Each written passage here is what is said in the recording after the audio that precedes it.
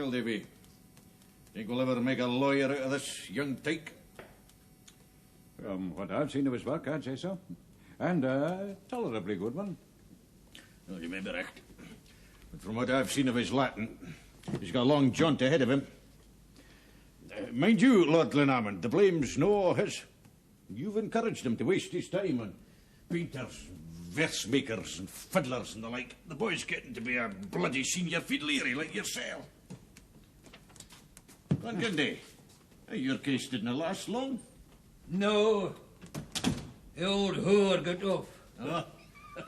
As far as I could gather, every member of the jury had from time to time spent an evening in close proximity to the old Hermiston. It's not for a law student to question a judge, Lord Glenkindie, but is it right that a jury should have any previous acquaintance with the accused? Right or no right, I'd have to go a long way out to Edinburgh to find a jury that had to. The whole town knows the old bitch, with the possible exception of yourself. And if you don't, you will, before you're that much older. There are times, Archie, when I feel that we are the only true men of culture left in a barbarous world.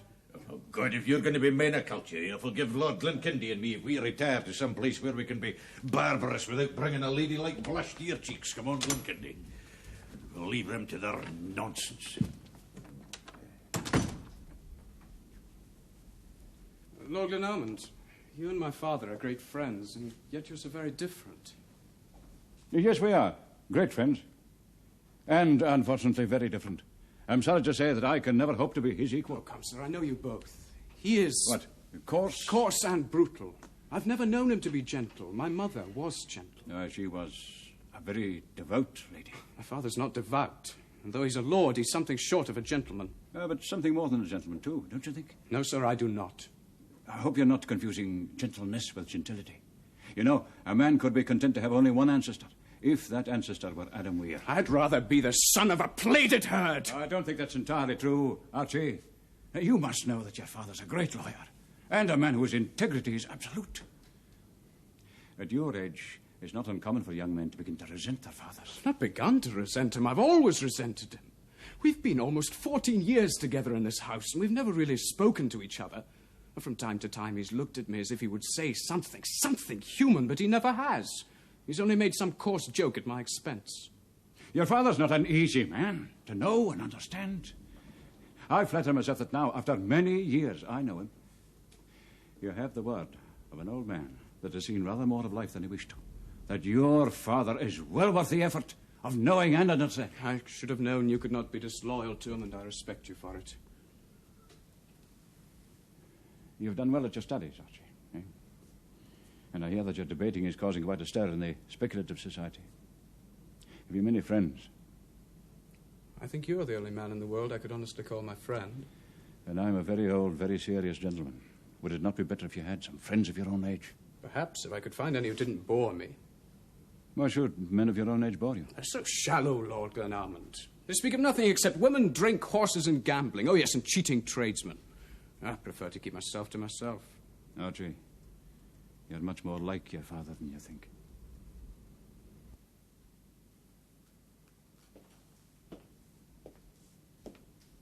Hello, Weir. I've been looking for you everywhere. You'd have found me easily if you'd attended lectures. I had some business with racehorses and fillies of a different kind. Both have let me down. I take it you want money in us.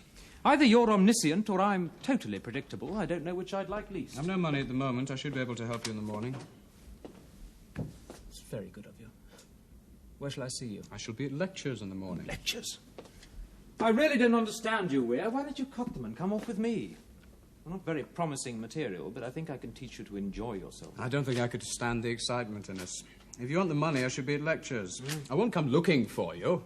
So be it. I can always catch up on my sleep there. I see you're studying your father's cases, Weir. Wish I had a famous father to model myself on. I'd rather model myself on the devil. Oh, then why are you reading his cases? I was trying to get to know him. Oh, come now, Weir. You've lived with him all your life. And no two people were ever greater strangers. Do you think you know him any better now? As a judge, yes. And how do you find him, as a judge? Revolting. You see, your daughter fell in with the deceased and brought him to your lodgings in a miraculous condition. Was it of her own free will? No, my lord. I sent her. But it was his fault. He made me do it. Made ye? Made ye? He would have killed me if I didn't. I couldn't have killed you if you weren't there to kill. Now, what's she to you that you couldn't leave him? Do you mean to tell me that you were the panel's mistress? Good sakes, you make a bonny couple. You must honour your father, Archie. You must honour your father. A man could be proud of having only one ancestor. If that ancestor were Adam Weir. You think you know him any better now? He is a great lord. And a man whose integrity is not seen.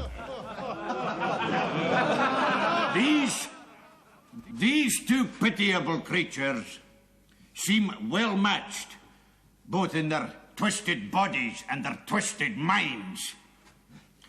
It may seem to you that the woman is not just the helpless victim she represents herself to be, but she's no on trial. For she had the good sense to save her own mangy skin by selling his. That's what's known as honour among thieves. I feel that we're the only true men of culture left in a barbarous world. Barbarous world. Barbarous. And how do you find it as a judge?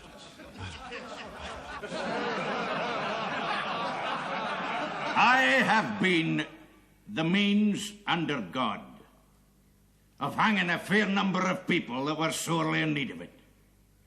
But never, to the best of my knowledge, shouldst just get a rascal as yourself. I wouldn't worry about that sore throat of yours. A good hanging's the best cure for it, I know.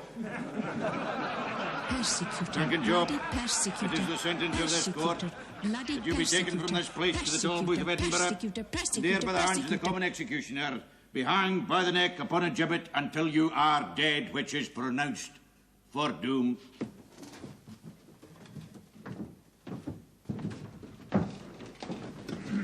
I denounce this God-defying murder!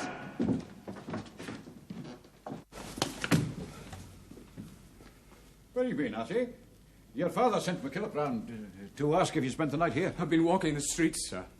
I went to a trial the night before last. If you'd seen that poor brute in the dock with my father hunting him to death as if he'd been a tiger instead of a toad. I heard that you created a scene in court. Not only in court. I made scenes in the street, and I went to the Speculative Society last night to try and start a debate on whether capital punishment was in accord with the law of God. I've heard something about this. I imagine that your father has too. At least it can't separate us any more than we've always been. Everything he says sickens me. True. Adam is inclined to a certain lively vulgarity of speech, which you see, as is common with fathers. He's older than you. He can please himself in that matter. Should I not have cried out? Tell me, for God's sake, what should I have done? I can't answer that, Archie. I think I could admire what you did if I knew whether you cried out against capital punishment or against your father. Against them both, I think. As for Archibald on capital punishment, it is a plausible academic opinion and held by many excellent persons. I do not, and of course cannot as a judge, hold it, but I've dabbled in the heresy in my youth. I have successfully defended men who've gone free to commit crimes which could have been prevented if I had been less efficient and they had hanged. It's been a formative experience. I can believe that some men are better dead, even that a good man can pass sentence of death dispassionately. But my father judges like a god and delights in it. Not a pleasant spectacle. But yet, you know, I think there's greatness in it.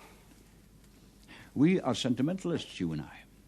We resent the fact that the world is not as we would have made it. Your father has the courage to live in this world as it is and see its Duncan jobs as nothing more than Duncan jobs.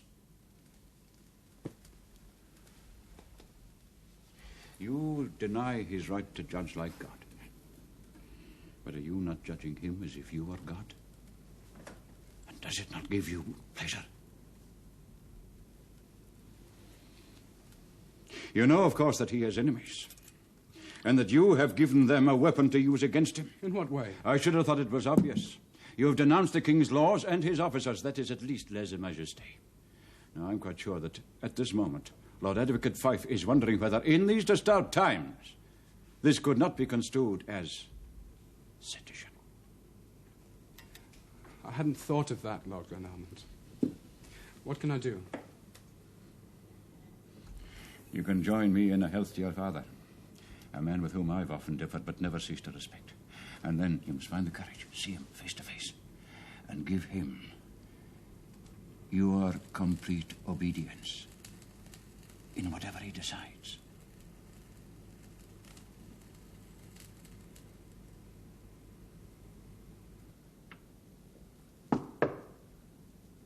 Yeah?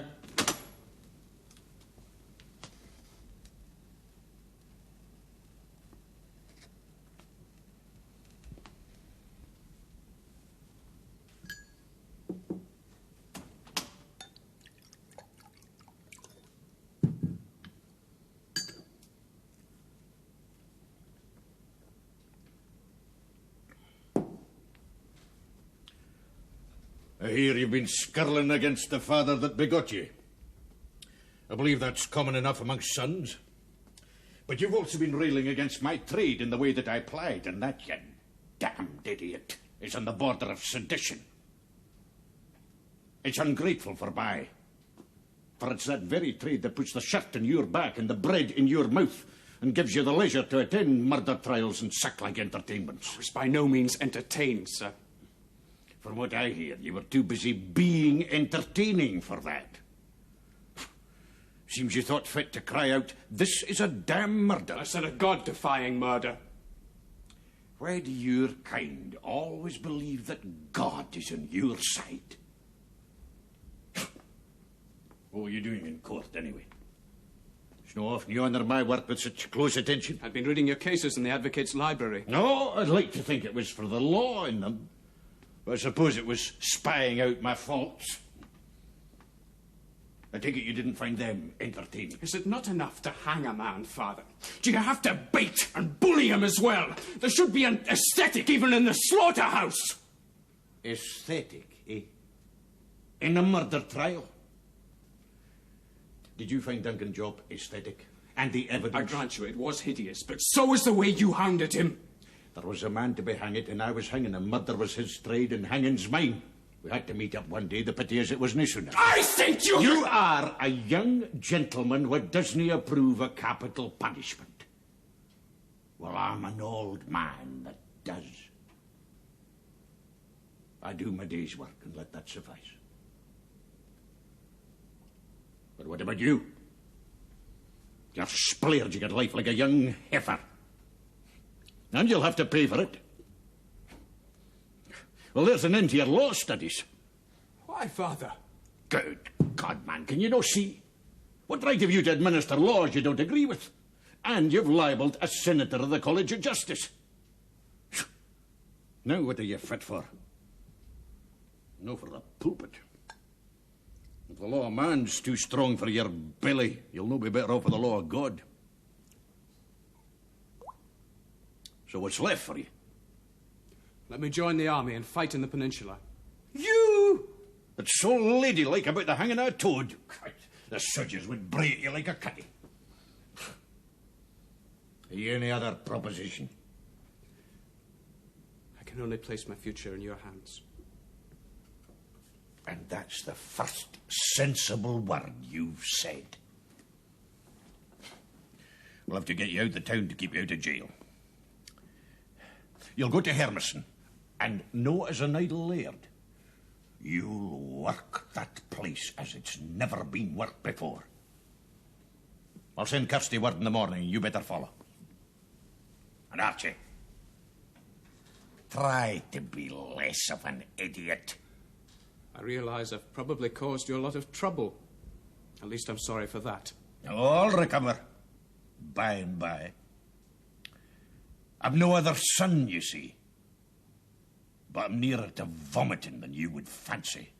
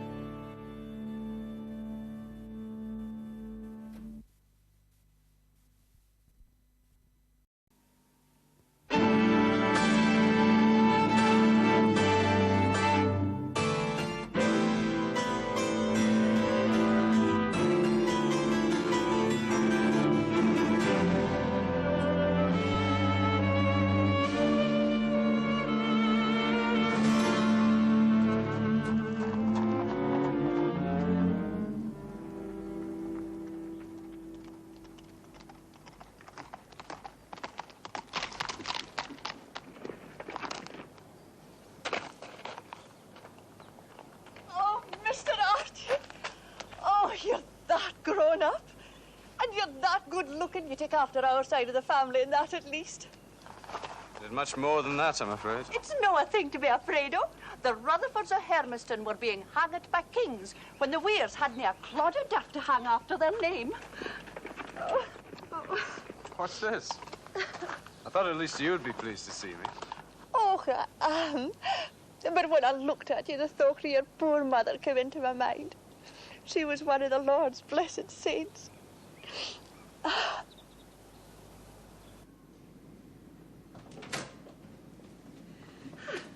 The man that brought your things down said you were coming, but he never said how long you'd be staying. I'll be here for quite a while, Kirsty. Are there any books in the house? Mr. Archie, the library's full of them. The library's full of law books and theological books and books on the persecution of the Covenanters. Are there no novels or books of poetry? I'm glad to say there's none of that nonsense here. Your father had no time for them, and your mother, bless her, never thought they were proper. How long is quite a while, Mr. Archie? An eternity, I think. I'm in disgrace, Kirsty, and my father has banished me from the capital. I told him no good would come of taking you to Edinburgh. I'm beginning to feel his sentence was unnecessarily severe. There is one consolation. I can't see me getting into much trouble in these parts. Oh, I don't know about that. Huh? A man could find as many ways of disgracing himself here as he could in Edinburgh if he set his mind to it. There's lairds that drink enough. Aye, and lassies that are light enough. If drink or women were the cause of my downfall, I think my father would have found it easy enough to forgive me. I'm afraid it was worse than that. Mr. Archer, you've killed somebody. I was afraid it would happen one day. You mean you always thought I was likely to kill someone? Who did you kill? No one. My offence was even more rank. I spoke out against my father, loudly and publicly. Is that all? I've often done that myself. Ah, but he couldn't have you transported to Hermiston. And he probably couldn't think of a worse place to send you to. Oh, you'll feel different after you've been here for a wee while. As soon as the young lairds know you've come back, they'll be over to pay a call in your wine cellar. Aye, and all the ladies with daughters they want off their hands will be angling after you as well. I have more to do with my brain than stupefied with wine. And even if I did have the least notion of marrying, which I have not, I'm completely dependent on my father, and I can't see him taking well to the idea. What I shall really miss is the interchange of ideas with cultured and well-informed people. Oh, as to that, Mr. Archie, it's easy mended. Whenever my work's done, I'll have time for a wee crack with you myself.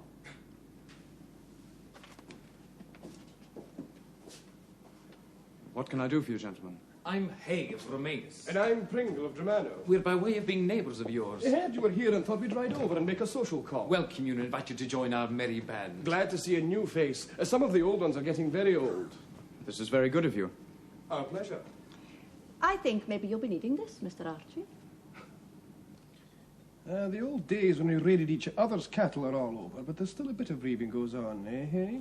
Aye, but now it's by mutual agreement. And to our mutual profit. You know, I think we'd benefit all round if we included Weir in our arrangement. What arrangement? Never foul your own doorstep, Weir. That's good advice. No doubt, but it's advice I don't stand greatly in need of. You find that amusing, gentlemen? Oh, no. Shall I tell him, or will you? It's like this.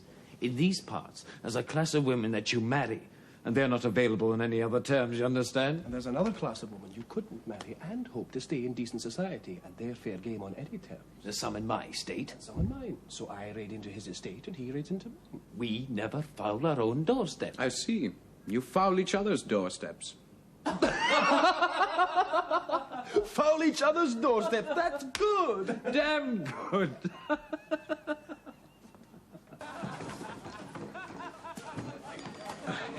We were just saying that we were sorry that we ever invited you to our club, Hermiston. Can't say I'm overjoyed that I accepted. Oh, God, I envy you with Hermiston. So does he. But you know what we envy the most? The way you hold your drink, man. We all pay equal shares of the bill, but at the end of the night, you're always the last man standing and the last man drinking. Which means you always make a profit. It's a profit that leaves me none the richer, Pringle. There's no doubt you've been a great surprise to us all. And you have all been a great surprise to me. I'd never have thought that things so empty could be so easily filled.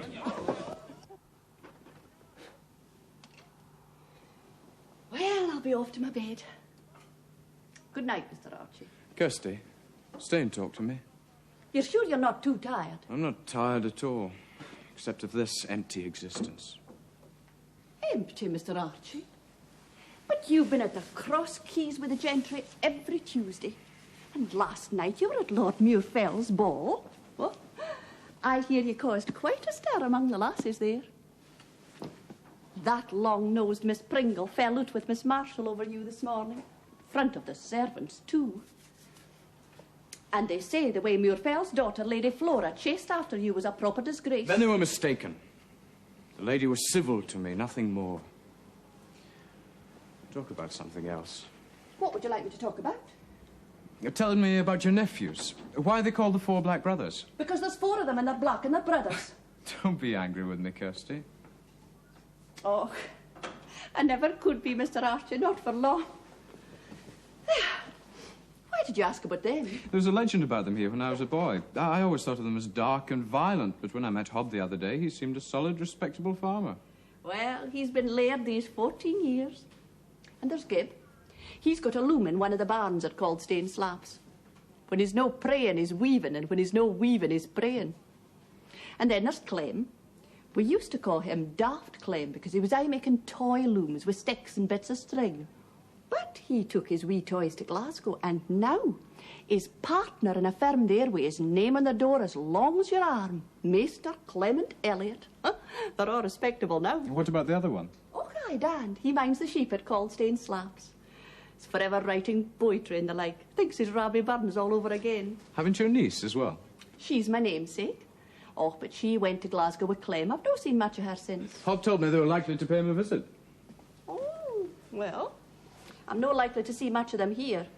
Hob may be my nephew, but there's no love lost between me and his lady.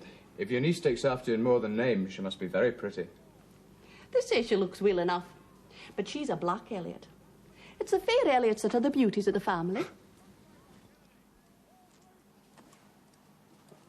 Man, it's fine to see you again. We've been hearing great things about you. Well, I'll no say I haven't done well for myself. It's likely I'll do better yet. That's yourself, Clem. There's a hearty greeting for a brother you haven't seen in years. Well, you see, I'm no that yazed with talking with my brothers. Hobbs know what you would call loquacious, and Gib only discourses with the Almighty. So you're to be made a bailie, then? Ah, well, it wouldn't surprise me, Dan. Aye, you'll be a provost one day, lad. Oh, do you think so? Ah, of course. You've already got the corporation. You've still got the gift of the gab, Dan. No. Have you no mind to move to the city yourself? Minding sheep's no way to prosper in this world. Ah, Clem, I'm a poet or I'm nothing.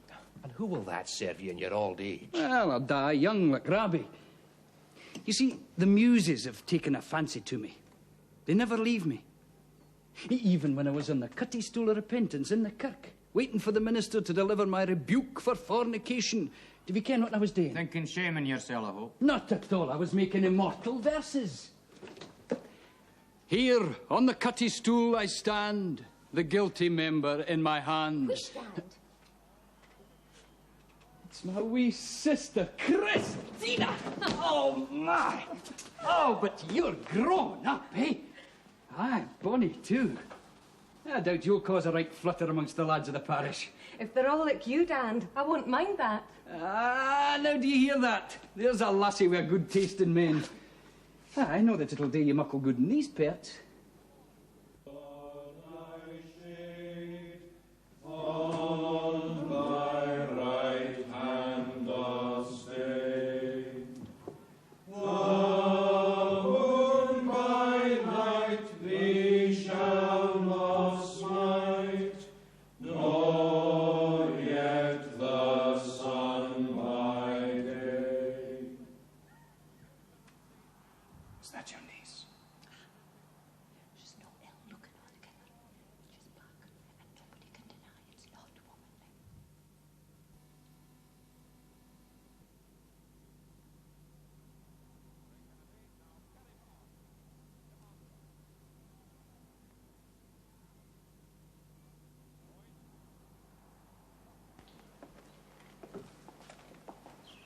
Your aunt has spoken a great deal about you, Mr. Elliot. I hope you'll find time to visit her at Hermiston. I hope I will, Mr. Weir. She's a fine woman, but she's free with her tongue and has got an edge like a knife. This is my sister, Christina Elliot. She's more often taken for my daughter. We're a well-spaced family.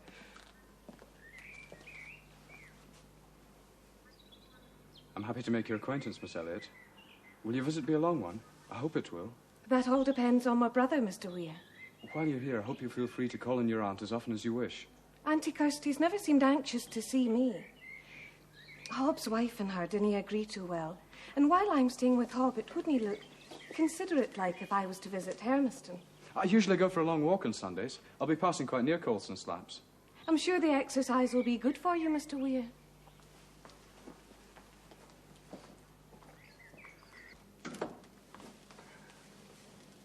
Well, how was the sermon? What was that, Dan?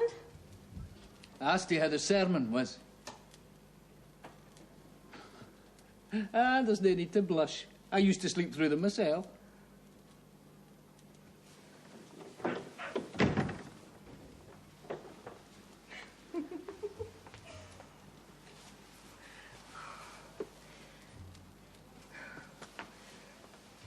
Look, it's no that I can't concentrate with you bringing about like a beast in heat, but can you no sit down?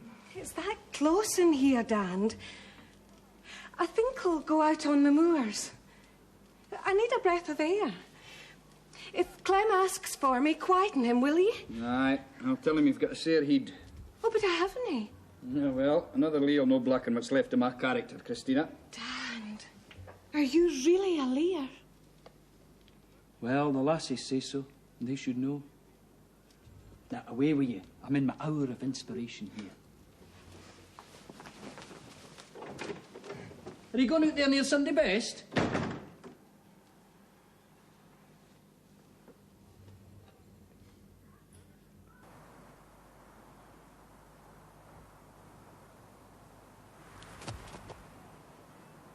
Miss Kirsty!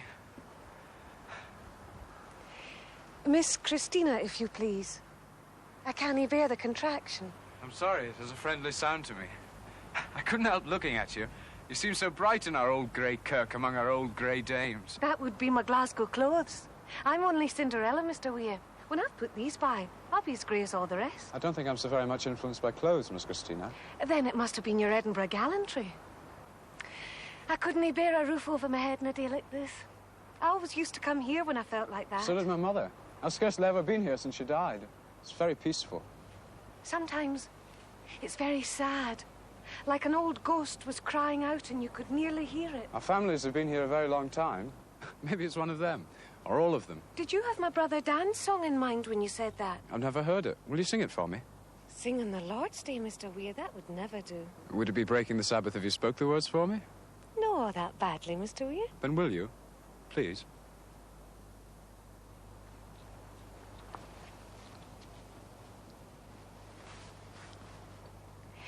Oh, they raid in the rain, in the days that are gane, in the rain, in the wind, in the lave. And they shouted in the haw, and they routed in the hill, but they're all quated new in the grave.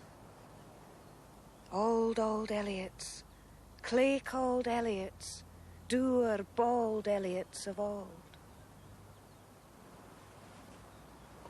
Must you go, Miss Christina? They'll start to worry about me soon. Whereby it would hardly be proper for me to stay up here all day with a strange man, Mr. Weir. I'm sorry, Miss Christina. I didn't feel that we were strangers. I hope you'll be staying long enough to change that. My brother Clem is to go back to Glasgow very soon. But I'll be staying on a while. So it's just possible, Mr. Weir. I've enjoyed talking to you.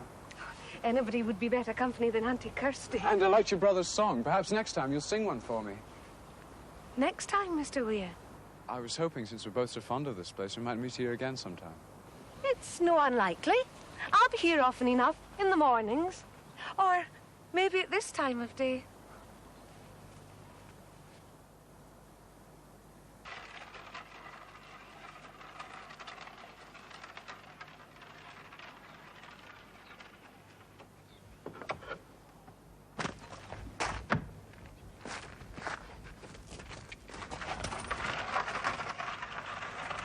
There's a mannequin out there, says he's from Edinburgh. He must be from my father. Let's send him in. Innes! In the flesh, Mr. Weir. I decided to accept your invitation. My invitation? But don't you remember, you wrote a while back saying how dreary things were here, and you'd hope to see me soon? Well, coming from you, I took that as a